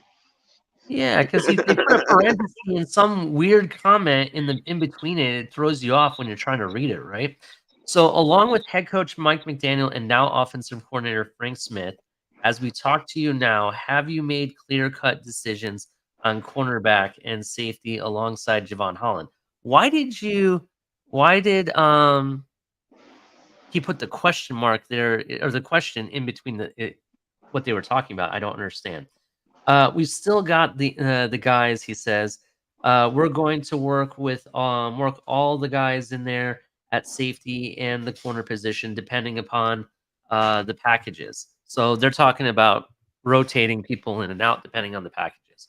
We talked about trust with cornerback Cam Smith being a rookie and having to earn trust with the coaches, his teammates, making sure he knows what to do. How would you describe the trust level and comfort level that you have with Cam Smith, also the veteran cornerback Eli Apple right now? I think Eli Apple has come in here. He came in late, and I think after Jalen Ramsey went down, and he's done a good job in picking up the system. He's a pro. He knows how to approach things, so a good level of trust there. And then as far as Cam Smith goes, I think it's still a work in progress. A work in progress. I don't like the sound of that. What do you think, Color? Sounds like a pretty standard answer for a veteran opposed to a rookie, but I wouldn't necessarily, maybe he's holding cards close to his chest, whatever. I wouldn't expect him to say much different about a rookie. But yeah, I mean, go ahead. Given that we, kind of saw him come out swinging and then kind of go silent a little bit, maybe there is some things that we don't see as fans that, aren't really up to par yet. You know what I mean? Yeah, this is true. Listen, for me, the biggest thing I would say is that Cam Smith, what we saw from him in camp, he consistently had, pass blocks that he put up. He finally had an interception, tackled very well. He did a lot of things really good. Now, yeah, I guess he's a rookie, and that's why you'll say it's still a work in progress. I get it. But I think he's more prepared than other previous rookies in the same position at the corner position that we've had in the past. You know what I mean? I think he's better developed than Steve Smith, for example. If you remember him, we used to have him for a hot minute here. Or was it Steve Smith? Was that his name? The corner? You ended up going to Kansas City? Smith. Smith was the last name. I can't think of his first name. I don't remember a Steve Smith. You're right. A scrappy little wide receiver. I'm pretty sure it was Smith was a corner we had, and he ended up leaving to go to Kansas City. Mm-hmm. I'm trying to think of his first name. Put it in the chat if you remember his first name for me. But unlike him, what's that one corner we had from Clemson? Travinsky or whatever we had. What was his name? We've had some corners over the past. Even Noah. I think this guy is better prepared than Noah, personally. Mm-hmm. That's what I think of Cam Smith. I think he's more polished. He's not as raw. He is right. He's a lot more. Sean Smith. Sean Smith. That's who I was thinking of. Thank you for correcting me. Thank you. Whoever that was in the chat or how we figured that out. That was Timothy Webb, and then followed up by Mr. Polk. Yeah. So basically, thank you guys. I appreciate it. What I think is that he is more prepared than a lot of the other corners we've brought in the draft in the past. You know what I mean? I'm not saying he's perfect, but I will say I expect better production or better work. Work what we get out of him than we did some of these other corners in their rookie season.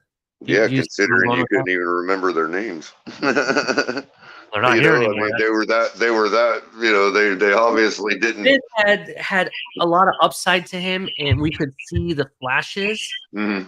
but he never capitalized on it. You know what I mean? And Right. in my opinion, in camp, I saw more flashes already and way higher upside and way higher. I can see where the production is going to lead a lot faster and a lot better than what I saw from Sean Smith several years ago. You know what I mean? So that's where I'm at with that. I think Tankersley, that was the other guy. Tankersley. Cordell, I thought that's who you were talking about. Yeah, I think this Cordell guy is Tankersley. scaled ahead of him at his rookie season and whatnot. This guy, you know what I mean? Even Noah, I like Noah. Don't get me wrong. I had a lot of hope for him. I liked what he did in college. It just never translated to here. We never really got the full product here at all. And even from the get-go, it didn't look right. This guy, you can see it looks decent. It looks right. You could see that they're headed in the right direction with this guy off the get-go. There's no question mark. You understand what I'm saying? Yep. So we'll see. We'll see what happens. Let's keep it going. Whitewash. So Mike White met with the media Wednesday for the first time since he was announced the Dolphins' backup quarterback, and he naturally said he was excited about earning a job as Tua Tagovailoa's primary backup. He also revealed he didn't have a film watching session of his best throws the way head coach Mike McDaniel famously did with Tagovailoa after becoming head coach in 2002. I haven't watched any of that Mike or Bev QB coach Darrell Bevel. McDaniel said that's probably reserved for QB1. Smith spells out his duties in making a change. Go ahead. Did you have questions? Go ahead. He probably just should have stayed away from that question altogether. Yeah. Wow. That's only reserved for people who have mental issues that need to be coddled. I mean, why don't you just say that, Mike? Yeah, that was kind of shady, kind of in a weird way. I don't know. I don't think that's the way you should have answered it, but I think what he meant is sitting down with QB1 is when he gets to see a lot more of interaction when it comes to film watching specific throws and how, what he could do better and whatnot. I think that's where they're coming. But to be 100% honest, you don't need Bevel or. Well, wasn't he referring to the good throws? Isn't that what you said, though? Yeah, all the greatest throws. You know what I mean? Right. Like, what is anybody even watching film on the greatest throws for anyway? You know what they look like. It's kind of weird, but here's the thing. Well, it wouldn't be weird if you had a guy that needed a confidence boost. Yeah, here's the thing with that, right? Personally, you don't need your head coach or you don't need Bevel or anybody to create those types of videos for you and for you to sit down and watch. You can do it yourself very easily. Right. Well, that too. And to be honest, I'll be disappointed if Mike White isn't watching film, either of himself or of defenses. You know what I mean? Or Right. even he should be watching film. So the fact that he says that's reserved for QB1, get the fuck out of here, bro. You better be putting the work in, even if they tell you or don't tell you to do it. Mm-hmm. If I'm a professional quarterback, and I apologize, I should not have used a curse word this morning. I'm sorry, YouTube. You guys have great servers, great YouTube TV is great. I heard. It's all right. It falls in under the percentage. I think we'll be all right. All right. Well, they got used to us around here. They know we only slip every now and then. Yeah. Especially in the morning. You only slip. Hide your kid, ladies and gentlemen. But here's what I'm saying, Color, is that if you're a professional quarterback, regardless if you're the starter, or let's say you're a rookie or even a 5-year veteran or whatever, being a backup quarterback, you need to put the work in, right?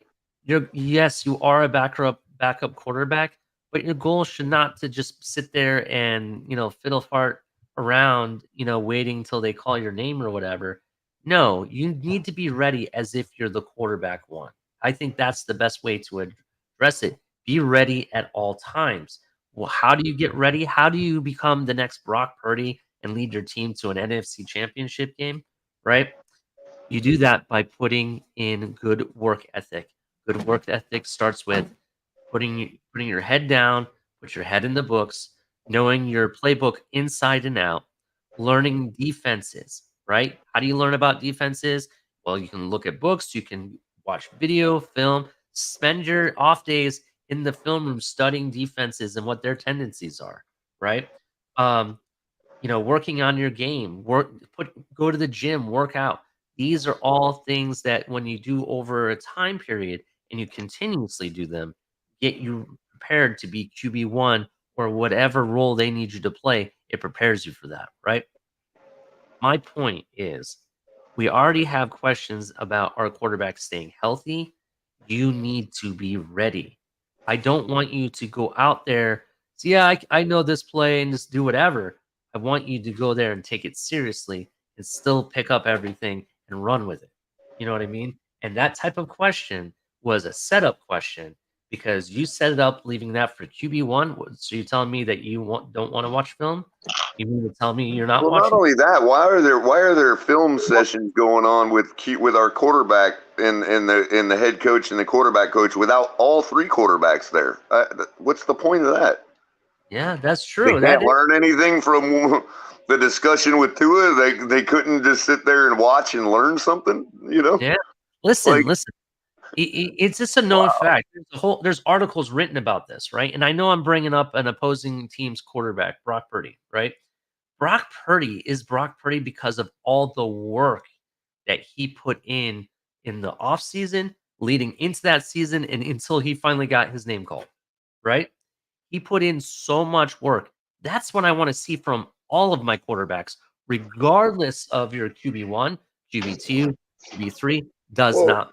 well, Ali, here we were thinking, oh, well, some of us don't even think it's a good excuse to not have them getting enough reps in practice. But hey, that's the norm, I guess, right? And now we're saying that the quarterbacks aren't all in the room together when, I mean, what are they like? Are there things only for Tua's eyes? I mean, no wonder these guys can't get proficient, you know? Like if Something. there's things that if they didn't even know about this particular scheme or play or whatever, how are they're going to be limited always? Yeah. Yep. Like, so you Uh, literally do have things like as if there's like special information only the quarterback one can have because, that's information that could help somebody do their job. I mean, this is like getting ridiculous anymore, man. yeah, I don't like how Mike White answered that question at all. I don't know. I would have been like, hey man, I hope I support my coaches and I'm here to learn or whatever. If they want to show me video, I'm down to watch. I watch video. He could have answered it that way. You know what I mean? But no, he kind of just threw it like, oh, that's just for Tua kind of thing. You know what I mean? Right. Like, Yeah. uh, Oh, I don't see, like that's it. the I don't like thing, it. bro. When you start separating yourself, this is something to his credit that Teddy refused to do. When they talk about gave him QB2 questions, it was like, what are you talking about? And this Because also when you comes. go into the game,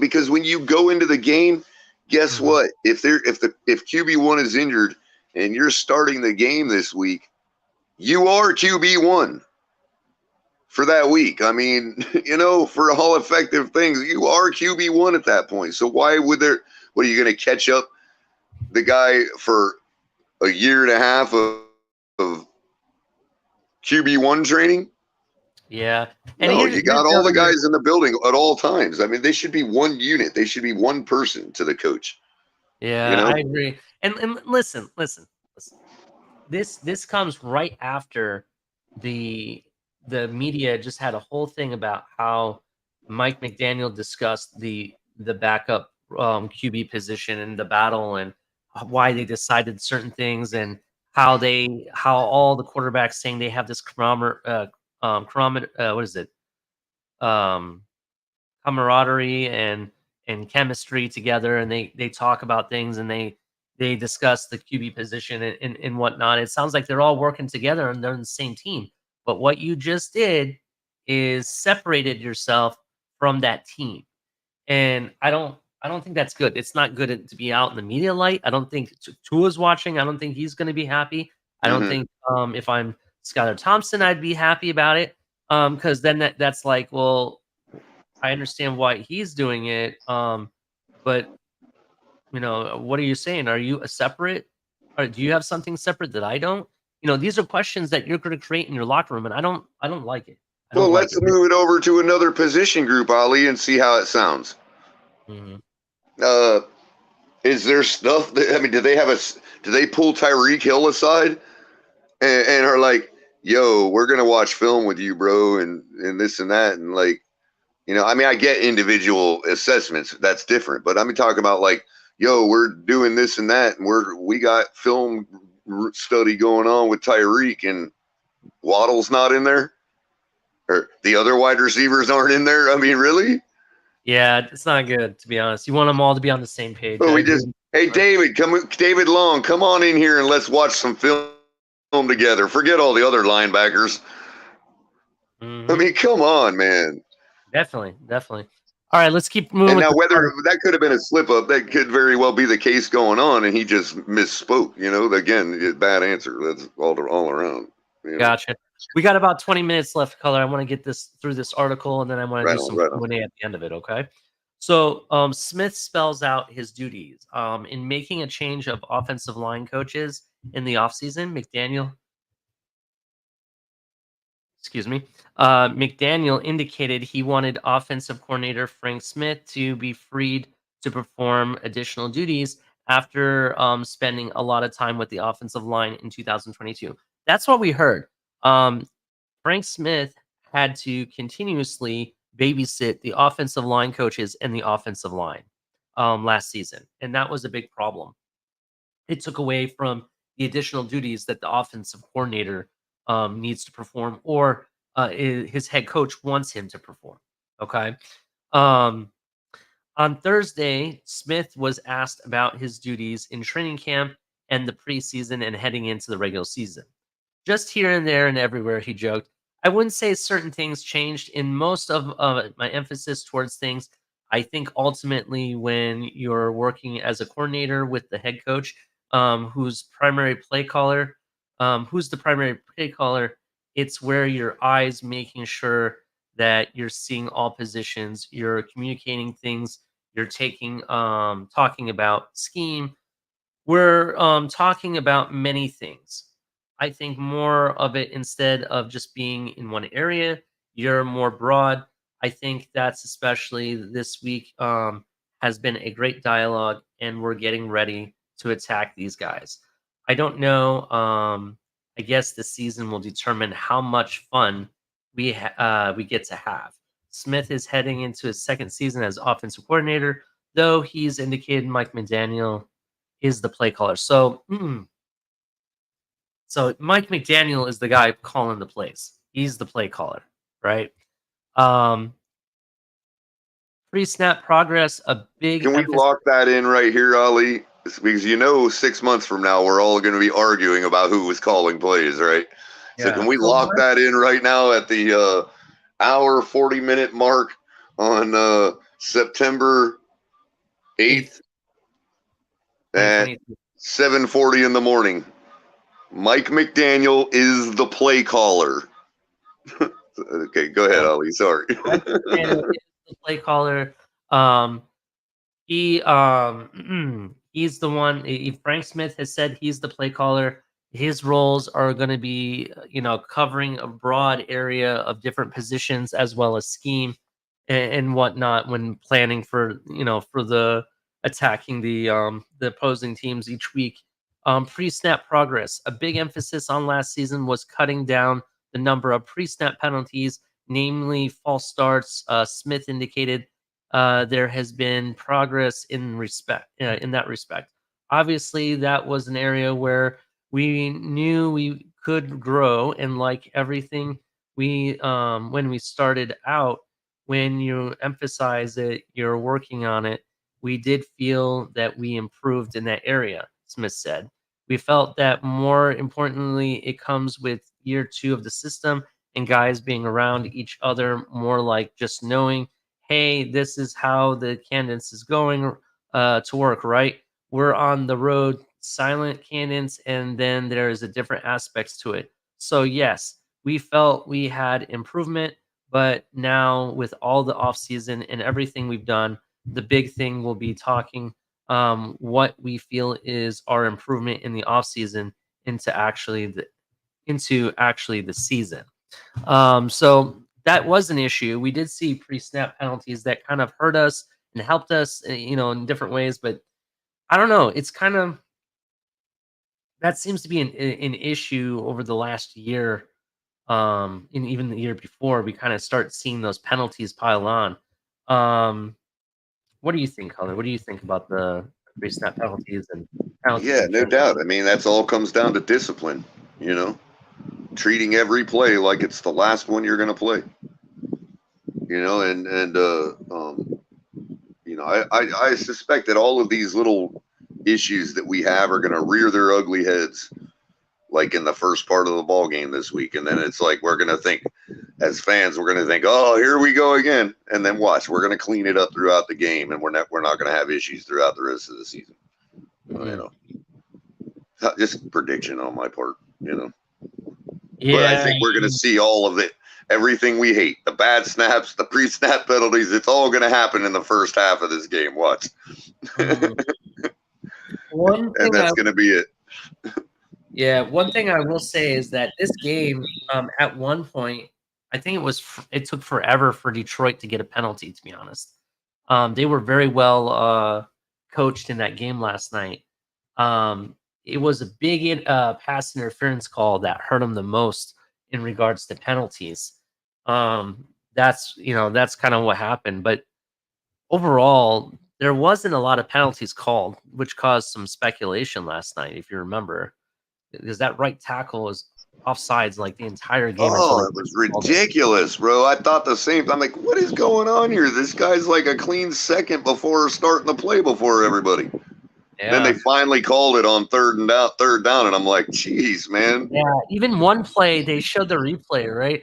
And it wasn't just the right tackle, it was the left tackle that did the same thing, and they didn't call it. It's like, you're not calling this? They didn't call holding on Chiefs offensive line several times, what I saw. The refs were very sloppy. I'm worried about the refereeing in this league, bro.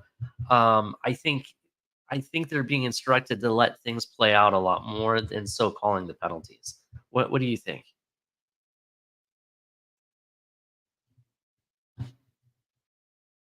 I can't hear you, Color. You might be on mute. How about now? Am I all right coming in? You're good. I actually skipped connection for a second, but yeah, it's like hey, give credit to the Lions, because if that was all going on, it looked like a boxing or a boxing fight or an MMA fight where you think that goes to the end, that goes to the decision, and the decision always goes to the champ, and you're thinking, why? Because the challenger has to overcome a lot more to unseat a champion, unless you just straight knock them out, right? Mm-hmm. So if it goes to the decision is always going to favor the incumbent champion. So you see a lot of that last night with them getting favored with penalties, and Detroit still overcame that and won the game. You could argue that mitigates the asterisk for Kelsey being out. You know what I mean? Like, this team could have beat the Chiefs with a healthy Kelsey. If you take away those, if you call the game a little more evenly, penalty-wise. Mm-hmm. Because anything that Kelsey would have made up for would have been knocked back by proper penalties. So, I don't think there is an asterisk on last night's game. I think the Lions just beat the Super Bowl champs, man. Oh yeah, I completely understand because those penalties would have, you know, Would have had they pulled mitigated those off. anything Kelsey would have brought to the table. Exactly. Yeah, so we'll see here. Maybe that's why they were doing that. You know, if you're talking about conspiratorial talk, you know, if you're All talking right. about, you know, we can't I'm just saying, it's we just kind can't of let the like, Super Bowl champs get bludgeoned. You know what I mean?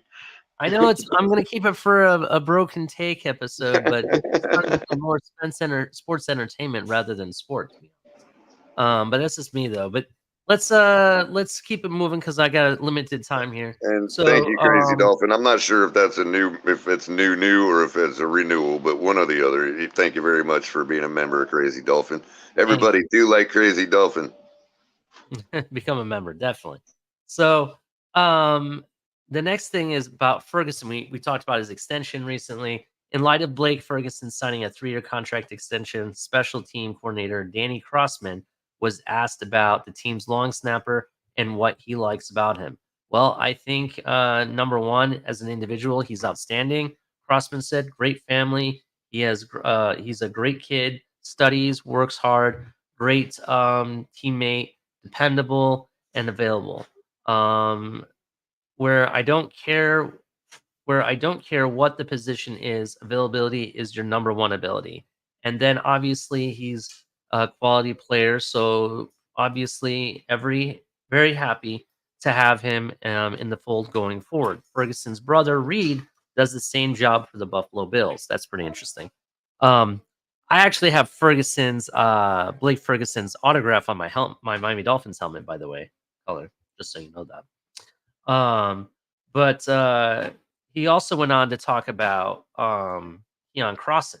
So Crossman, our special teams coach, lost a key member of the 2022 special teams when Keon Crossen sustained an injury in practice and was placed on injured reserve. But Crossman indicated that Crossen was in the mix for additional playing time in the secondary as well. I feel so bad for Keon, and I feel bad for our group. He was a guy that has had great production, very good special team player. He was elevated last year in an earned position to really be more of a defensive player. So when we're very excited to get him back and get him back heavily involved in the kicking game, so obviously a big blow.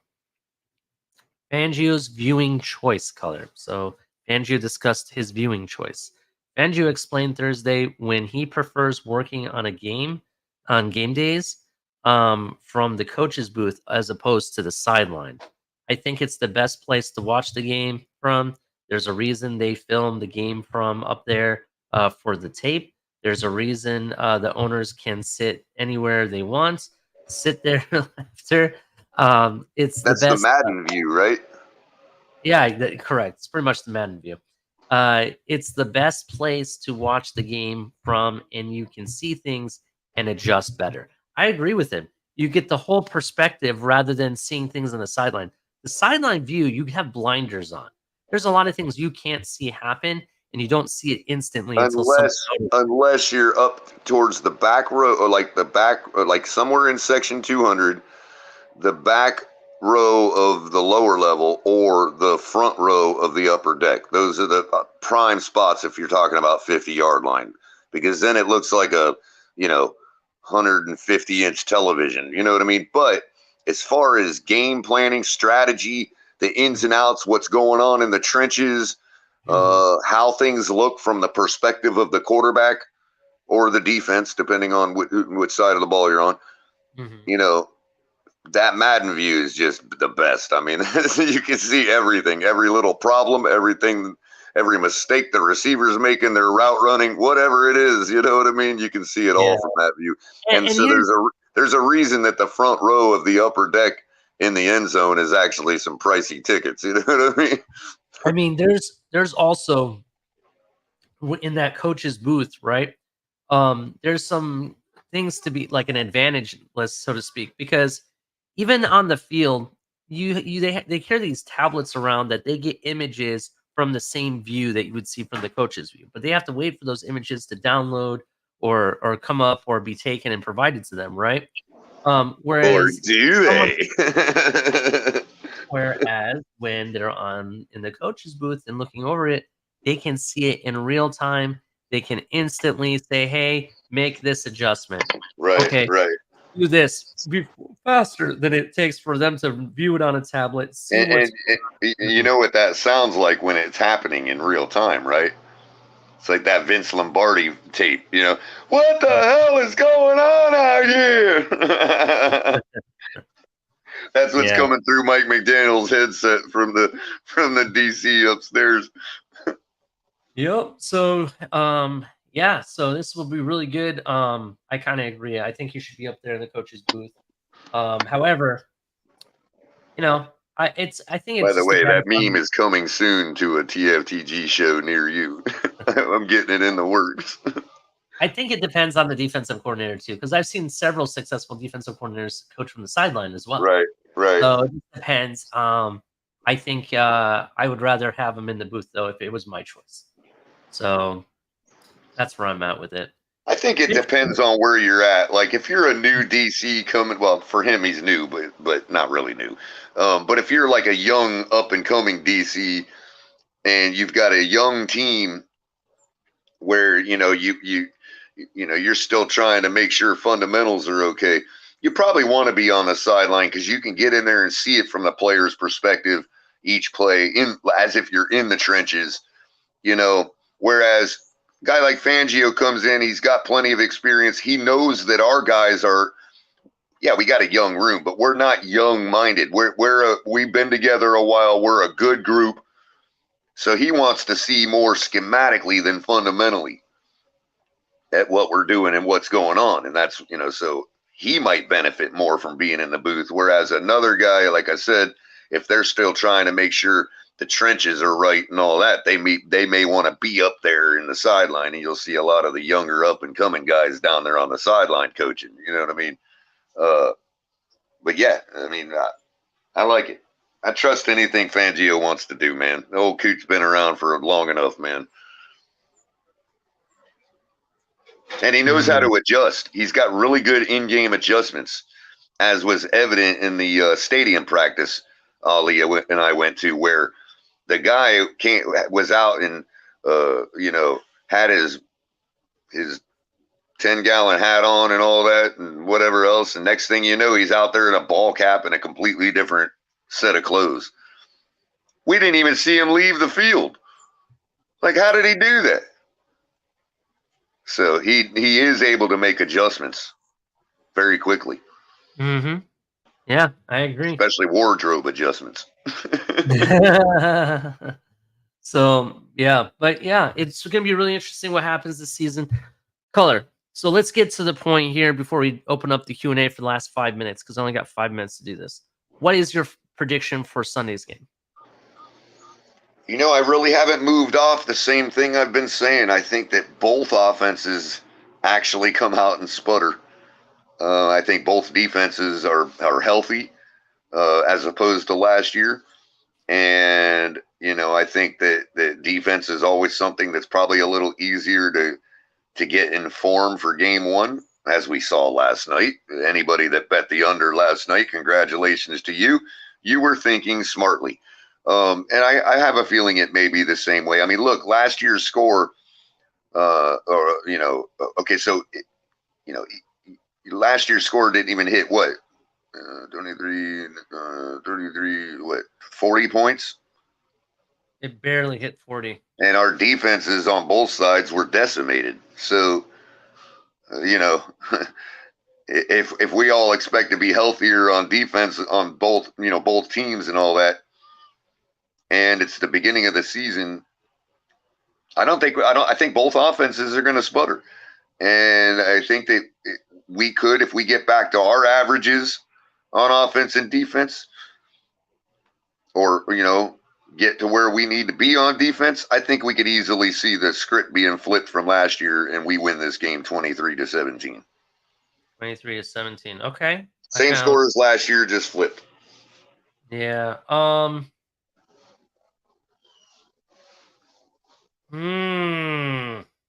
If it ends up being high scoring, same result, 35-33, or something, But I'm gonna go 32-24 Miami. all right, I think it is going to be a high a scoring good game. 8-point win. All right. I think in the end the speed is just too much for the Chargers. The fourth quarter is going to be really Mm-hmm. where it's at. I think Miami's going to take care of business when it comes to the running game. They're going to force them to throw, and it's going to be one in the trenches. That's basically whoever controls the trenches, I think, wins this game. So, Oh, absolutely. And yeah, controlling the trenches eats up a lot of time, which Yeah. again could factor into a lower scoring ball game than people are expecting. Yeah, so I mean, listen, they do. Joey Bosa and Khalil Mack are great players, but they don't, like Stanley said, they don't necessarily have the pass rush that they should have against an offense like this. And they're just So- men. Yeah, they're just men. That's correct. I mean, we shut down a whole bunch of good pass rushers last year, believe it or not. hmm So, but anyway, that's my prediction. If you guys have any last minute questions, put it in the chat real quick. You got 5 minutes for me to answer. So, 5 whole minutes. yep, put your questions in. I'm actually scanned to see if there's any questions already. But, Is Color ever going to show up to work on time?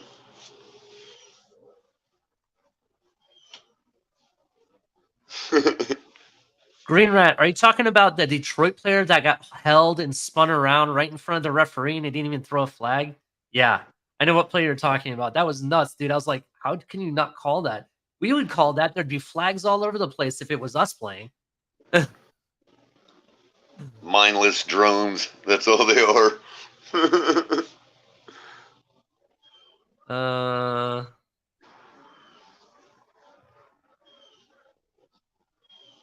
Herbert has 6 interceptions. Let's be real. I think he'll have 2 interceptions, but I don't think it's going to be 6 interceptions. Herbert's going to get benched on it. Dude, that would be the dream, right? That would be amazing if that happens. I guess if we're killing them, that's what would happen.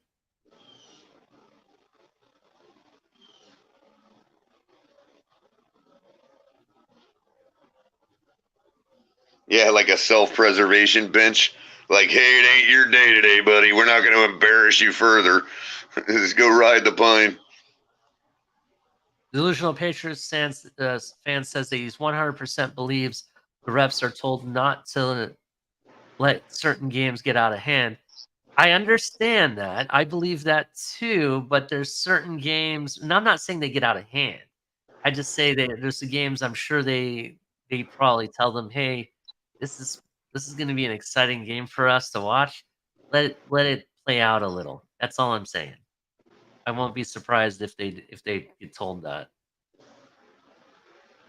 Yeah, I think he was following up my comment about the about not wanting to see the Super Bowl champs get bludgeoned by a inferior team on national television.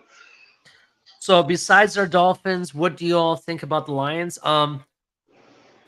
All right, so their Lions offense was not as great as I've seen it last season. I think that could be a lot of different things. One of their better receivers is suspended right now anyway.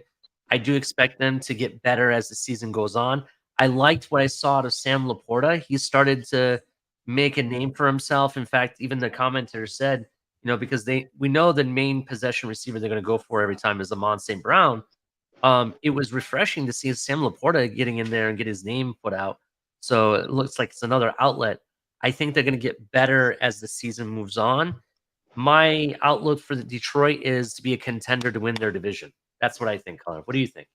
Look, they just absolutely owned the Super Bowl champions last night in the trenches, man, on offense. I mean, Did they their own offensive them, or was line. it the receivers that just couldn't catch, Keller?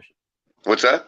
Did they really own them, or was it the Kansas City receivers that just couldn't catch and really gave it to the line? Isn't that they're part of their team? I mean, That's true. That's true. You're right. I mean, if they didn't get owned last night, they got owned in the offseason.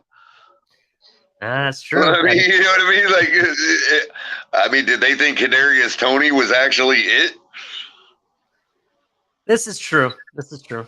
I mean, but that being said, look, Detroit demonstrated last night that just like they did against us, that when they're at the 10-yard line, they can run that ball in for a touchdown at will. Mm-hmm.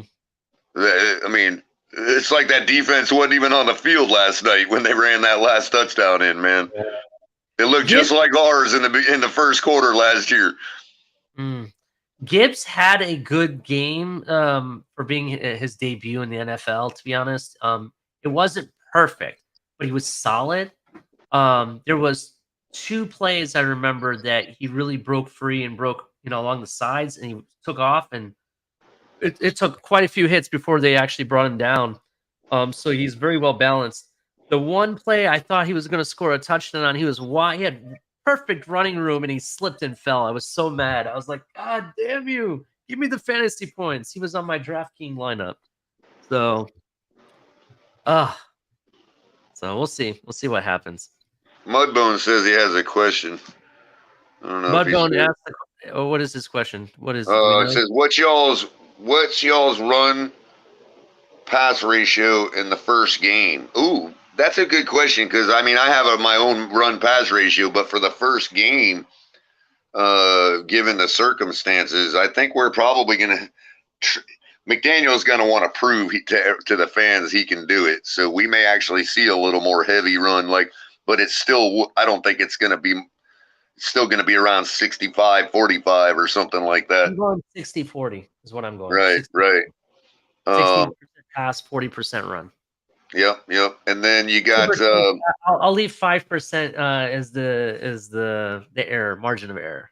All right. Then we got 72 undefeated asks. Do we get 8-3 to it or 8-8 to it? Asking for a friend. I think we get the 8-0 Miami Dolphins. Now we know 72 undefeated has a friend named Pete, apparently. Oh my Lord. No, I think we're likely gonna get 8-3 to it. It's the beginning of the year. He does look great athletically speaking, and I know we said that last year too, but you know what? It's even better this year. I mean, one more year in the gym, that much more muscle mass, you know what I mean? So listen, I'm not gonna you put a number on it. I'm not gonna do that, color. I'm not gonna do that. Until I watch the first game, I'm not answering if it's an 8-0 or 8-3 or whatever. I just meant that we're gonna probably see a proficient to it, is what I'm really saying. You know what I mean? All right. Well, I mean, he came out strong last year, although we didn't put up a lot of points against the Patriots. I made it clear, he commanded that game. He's every bit as much responsible for that win as the rest of the team against the Patriots last year to open the season. Yeah. And we led the whole game. So despite not putting up a sufficient number of points for my taste, we still led the whole game. And if we're leading this whole game, we're easily going to win it. Yeah, definitely. I agree with you. NFL lit. He hasn't played a full game since Christmas, though. I'd be surprised if he starts off hot. Well, he started off hot last season, so we'll see. Yeah, but I see what Lit's saying. It's like I was saying about the offensive woes earlier with the penalties. It's likely you see him do stupid stuff right out the gate, but then easily clean it up and get into form, by the second quarter, late second quarter or something. Yeah. Thank you for the $2 donation, Mudbone. Appreciate you, man. Thanks, Color. Yeah, my pleasure, Mudbone. Appreciate you. Definitely. But Color, go ahead and with your final thoughts. We got to go. Wow. 2 days away, man. It's Friday. Everybody, TGIF, have a good, safe Friday night. Don't do nothing Color won't do, which is a lot of things. But, be safe tomorrow on Saturday. Make sure you stay alive to watch us beat the Chargers' ass Sunday. And that's I'll leave it at that. All right. Well, I'm going to keep you up here, Color. Listen, make sure you hit like and subscribe. We really appreciate everyone for joining out. Thank you for the commentary in the chat and everybody. We appreciate everyone. We're going to go root our team on Sunday. We're going to come back Monday morning here on the top of the tailgate with a win. I promise you that. And if whatever happens, we'll discuss it then at that point. But I'm going in thinking we're getting the win. That's what I'm going in with. Tomorrow, 10 p.m., late night exhale. Make sure you're there. It's going to be a little bit different style of late night exhale that you might be used to. We're gonna party around this TFTG. You know, we're supposed to be the Finns tailgate. It's a tailgate. Why not party and let the music ride? Just think about that. That's what you're going to experience on Saturday night's late night exhale. But anyway, Fins up. Everyone hit the like button. We'll see you on Monday.